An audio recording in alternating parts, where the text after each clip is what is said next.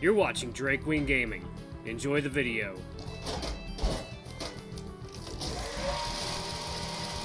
Hey guys and gals, Neferu here from Drake Queen Gaming, and so you know me on Twitter, the Gaming Dragon. Today I'm coming back at you another Let's Play episode of Khemia. So y'all, before we jump into it, just want to let y'all know that our Patreon is now for as little as $5. Y'all can help support the channel, get some awesome rewards like permanent access to our community Discord server and full access to upcoming not safe for work videos.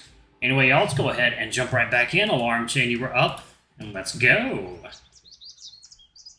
Poor Neferu getting scared by a spider. I sit there confused, completely thrown off by this sudden violent reaction from Neferu. What's wrong with it? Everything! I start to smile a little. Are you afraid of it, Neferu? You know that their venom is hardly... I know. Many of you wolves remind me of this. It doesn't change the fact that it is an abomination. Look back down at the creature, frowning before poking one of the claws at the very back of its abdomen. Like lightning, it skitters away up the border and toward a pillar. They're the most natural and effective form of pest control. You know, back when I was a pup, I would catch them to keep as pets. Neferu watches the spider warily before approaching the edge of the pond, looking about carefully before finally sitting next to me. Cultural differences, I suppose. I think back to my studies of Khemian wildlife, the many dangerous, extremely venomous creatures that prowl through the sands. Are spiders dangerous on Khemia? I know other arachnids can pose a threat. Scorpions, I think they're called. The creatures with the incredible stinging tails. Neferu dips his feet into water with a sigh. Incredibly painful stinging tails. Even on this planet, I shake out my clothing and bedding. It became a habit after an incident with one of my loincloths during my youth. I will only say that I prefer to be kicked in the groin by a pug-new champion. And then your fear of arachnids is completely reasonable. Amicus would say otherwise. I'm glad to know a wolf that's more understanding. Now, you wanted to confide in me about something. Our light-hearted conversation becomes heavy once more, and I sigh, wondering the best approach. A quick one, I think. Neferu, I've come to enjoy your company over the past year, and especially the past week. I feel that we are becoming true friends. Wolven friends. I know we are already friends by Khemian standards. What can I say? You make great conversation. Thank you, but I do feel that because of that, I should tell you some things about myself that could be important. So, I want to explain what happened last night. I see. I will let you speak without interruptions then.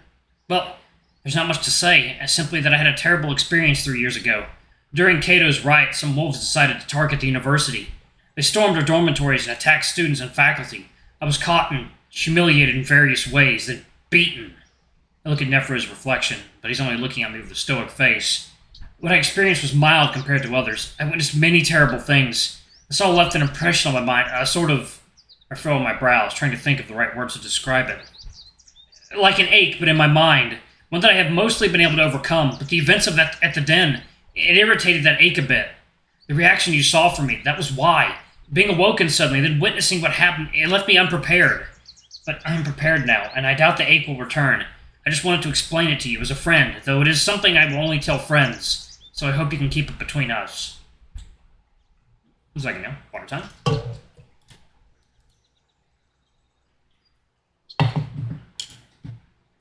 I wait for a moment, already somewhat happy with my tactics explaining this to him, but he stays quiet. Anxiety ripples up in a place below my diaphragm. I look up at Neferu, though he's no longer looking at me. I hope I was able to make sense. My mind is not broken. I understand what is real. It's more like a glitch that can be easily patched. More silence. My heart sinks. Damn it. I should have known. Why was I so hopeful initially? Neferu is a Khemian. He knows when something is inefficient and won't hesitate to replace it. That's what I am. I was being selfish, trying to stay on the mission. I suppose you're upset with me? I mumbled dejectedly, feeling myself wanting to cry. I keep myself from doing so, partly by biting my cheeks and keeping the corners of my mouth from tilting downward, something I've done since my earliest memories. It seems to help for whatever reason. Neferu finally looks at me. Scipio. Yes? I keep my voice light and attentive. I'm upset, but not with you. I am frustrated with many things. I suppose I'm upset with Ad Astra as a whole. The jackal's voice is heavy and distant. Ad Astra? I know that you know this, but the catalyst of those riots involved me to an extent. Of course I do. I'm still surprised that he's talking about this. No one talks about it, not in the 2 years I've been involved in the mission, so I assumed it would never be discussed. Clear my throat. I do know, yes. When I was kneeling in the amphitheater, certain my life was about to end, I was at peace. In fact, you might even say that I was willing to die, especially at that time. Neferu trails his paw through the water again. But then I was saved by a friend. Shortly afterwards, I witnessed his neck being slashed instead. At the moment, he was leaning against me. I saw his neck in detail. Then I got to witness his final moments with his lover. I continue to listen, keeping my expression attentive, though I know the full story and I'm confused as to why he's bringing it up. The human sacrifice saved Amicus's rule in Neferu's life. I would have thought of it as an intensely joyous moment for the jackal. He was very brave. Neferu was quiet for a moment, still playing with the water. Yes, though he'd deny it and tell you that he simply never knows what he's doing, and only goes with the flow or something along those lines. I frown a bit, even more confused. Anyway, I tell you this because that experience changed something within me. I don't believe that I have ever feared death until that very moment, when I was right next to it. For the first time, I watched a sapient, a friend, transition from existence to nothing. Nothing but an empty, damaged vessel cradled in his lover's arms. Now I think I understand. Memories surface of that bright blue sky day. Professor Urbicus laying on his back in the street next to me as I played dead. I watched his fitful death throes, his last sporadic movements as his damaged brain struggled to continue its existence. Then it failed. My mind begins clouding slightly, and Neferu notices. Second hill. Sorry, are you alright? I clear my mind. Yes. I should be more delicate, but my point is exactly this. We share a terrible moment 3 years ago. One that still deeply affects us to this day. He pauses. Excuse my Khemian ways, but... Neferu's arm is suddenly around my shoulders, pulling me up towards him until my muzzle is right next to his and he rests his head against mine. I freeze up slightly, definitely unused to contact such as this. Ahiwawa. I hear Neferu's voice unfiltered by my lingua for the first time. And of course he speaks perfect, beautiful Khemian. That is our word for it. Old pain. I know that wolves do not, which makes this all the more frustrating. Here you are expected to face inner turmoil alone. That upsets me. I relax a bit, then lean into Neferu more, partially because I'm happy to be part of anything Khemia, and also because this is actually comforting. I understand what Neferu is telling me now. I never expected this, the son of the pharaoh, to struggle with ache like I do. So, understand that you don't have to hide your struggles from me. I'd rather help you manage them. That is a comforting thought, knowing I can confide in someone rather than just my mother, but I worry that I will be dismissed from the mission if it becomes obvious to others. Suddenly, I've just laid bare my deepest fears to this jackal that I've met in person a total of maybe a few dozen times. I realize that it must be an Astra's worst spy, and the always suspicious part of my mind wonders if I'm being purposefully manipulated. This feeling of comfort is so rare and welcome that I don't care for the moment. I've always admired Khemian culture, but for the first time I feel as if I'm being included in it, and it's wonderful. I know, and I would have considered that if the mission involved a dangerous situation. Neferu finally lets go, leaning back on his paws. On the contrary, I believe going to Khemia might help you, especially if you're only there to record an experience, as you said. Oh, thank you, Neferu, for giving me a Khemian experience. It's refreshing to say what I'm thinking. Liberating, is it not? Keep practicing and you'll fit right in once we arrive in Khemia. Why don't you practice on me? I'd like some blunt answers right about now. Brutus's deep, rumbling voice startles me out of my hazy relief and happiness. We both turn to see the big wolverine standing about 10 paces behind us. Our creature so large managed to sneak up on us is beyond me. Morning, Brutus. Decided to join the Palace Club? I was escorted by a bunch of drones, so I didn't exactly have a choice in the matter. Someone's testy. Someone's about to explain to me what the hell they did last night. He notices my ears fall back for a moment. Not you, Skip. I already know that whatever happened is his fault. You know, water time. Neferu smirks in response. If you want details, you'll have to accept my invitations one of these days. Don't take this the wrong way, but I'm really damn curious as to why there isn't more footage of people kicking you in the balls, Neferu. That seems to quickly sour Neferu's mood. Because, Brutus, video recording devices are a luxury on Ad Astra. Brutus seems to ignore the jackal, instead looking at me. I still don't think this is your fault, but maybe you can tell me what happened so we're not all wasting our breath. Neferu steps in then. Someone attempted to attack us, likely someone from one of the separatist groups. It's under investigation. The immediate situation was taken care of, but Amicus is taking extra precautions to keep us all safe until we depart for Khemia. Attack? What, like some political attack crap or some serious attack crap? Serious, but I will tell you the details later. For now, just enjoy the rare opportunity of being able to reside in the Grand Adastran Imperial Palace. Well, as long as the two of you are okay. Honestly, this place gives me the creeps after what happened to you. That and the fact that they've only got drones around.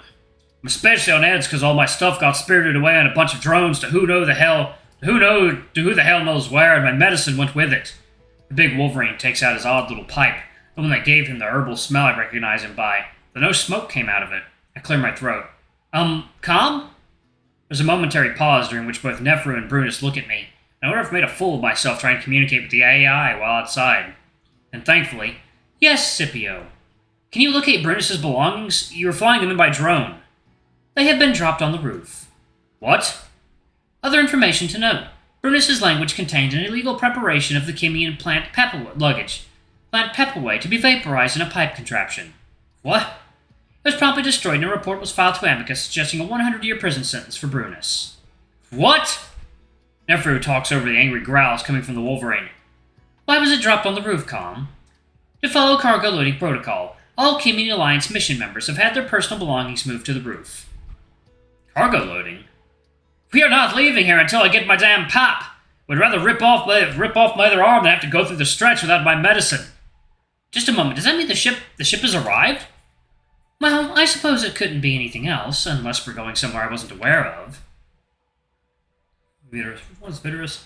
It's here! What I believe to be Brutus screeching across the gardens reaches our ears. We all look around in confusion, and then... Oh, it's him. Holy shit, where did you... Oh, the ship has entered the atmosphere! Brutus's manic demeanor seems to disturb my two friends, which is understandable if you have never seen him in such a state. It even frightens me occasionally, though it feels this amount of excitement is justified if the ship we've all been waiting for the past 3 years is actually arriving. How far away is the ship, Calm? Arrival in approximately 2 minutes and 32 seconds. 1 second, y'all. It is, in fact, water time.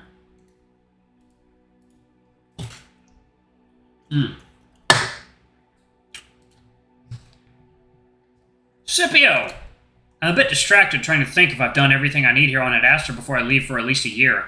I know I have, but I always feel I miss something. Brutus is adamant on getting my attention, though, leaping in front of me. Scipio, my boy! His voice has transitioned to a hoarse whisper. Remember this moment! Cherish this moment! Then he yanks me down into a kneeling position before grabbing my head rather roughly and tilting it toward the sky. Behold your first view of Khemian tech. Let it inspire you, Scipio. It is what Ad Astra can be. At first I didn't understand the significance of the ship. Brutus's excitement did seem a bit overblown even for him. It descended in a quiet, controlled manner as the sun made the metal gleam. I did not think that it was all that different from Ad Astran's ships. Indeed, it appeared a bit more smooth in its architecture, and it was definitely larger than any I had seen before. But it was simply that, a different version of what I had seen in the past. However, as we waited on the roof for takeoff preparations to be made, I finally realized why this was so significant. This isn't parental tech. This is Khemian tech. Unlike the many ships that fly through the air above the capital, it was not gifted by the parents of the Khemians. This was built by the Khemians themselves, by engineers that were not only knowledgeable on how to fix ship components when they broke down, but how to actually build them. And when taking that into consideration, it's certainly impressive. I've known this to be the case since studying Khemian history and culture, but for some reason it's hard for me to comprehend. Alright, I'm going to go ahead and pause it right there. Thank you all so much for watching. Don't forget to like, comment, subscribe, ring that notification bell, and check out our Patreon if you can. It always helps. Before I go, y'all, I'm going to give a shout out to my lovely patrons. Thank you to all our bronze tier patrons. Your contributions are great, and we appreciate everything y'all do. To our silver tier patron, Cade Silverman, thank you for going a little bit above and beyond. We really appreciate that extra that you give us each month. And for Amr, for being our gold tier patron, and our first gold tier patron. Thank you so much for subscribing to the ultimate tier. Elle is working on a little icon for you, and I think you're gonna like it. But thank y'all so much for being patrons and helping support the channel. If y'all want to get a shout out on future videos, just Hey, it's as little as $5 to subscribe to the Patreon. Anyway, y'all, I love you all. I'll see you all in the next video. Bye-bye!